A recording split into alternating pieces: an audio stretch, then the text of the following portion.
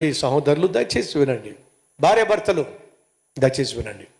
కుటుంబంలో సమస్య వచ్చినప్పుడు ఒకళ్ళ మీద ఒకళ్ళు నిందలు వేసుకోవడం వల్ల, ఒకళ్ళ మీద ఒకళ్ళు అరుచి కేకలు వేసుకోవడం వల్ల ఆర్థిక సమస్య వచ్చినప్పుడు, ఉద్యోగం ఊడిపోయినప్పుడు, తెలియకుండా కష్టాలు వచ్చినప్పుడు, అనుకోకుండా ఆర్థిక ఇబ్బందులు వచ్చినప్పుడు, లేదా బంధువుల మధ్య సమస్యలు వచ్చినప్పుడు, కుటుంబం గడవడం కష్టమైనప్పుడు, బిడ్డల చదువు ప్రశ్నార్థకంగా మారినప్పుడు, ఈ సమస్యకు కారణం ఏదైనప్పటికీ కూడా ఒకరిని ఒకరు తిట్టుకోవడం వల్ల, ఒకరి మీద ఒకరు అరిచి కేకలేసుకోవడం వల్ల, నిందించుకోవడం వల్ల సమస్యలు పరిష్కరించబడవు. సమస్యలు పరిష్కరించగలిగిన దేవుడు ఉన్నాడు.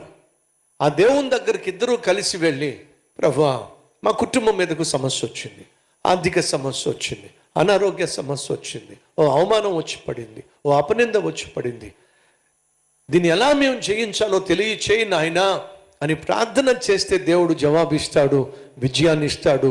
అంతేగాని ఒకరి మీద ఒకళ్ళు పడితే సమస్యలు తిరిగిపోవు. భార్యలు భర్తలు ఇంట్లో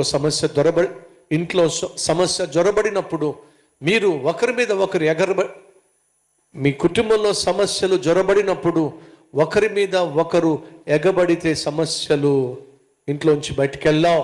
మరి ఒకరితో ఒకరు కలిసి మోకాళ్ళ మీద పడి ప్రభువుకు చెప్పుకుంటేనే మీ సమస్యలు పరిష్కరించబడతాయి, ప్రార్థనకు జవాబు వస్తుంది. అది దావీదు చేసింది, అదే మనం చేయాల్సింది.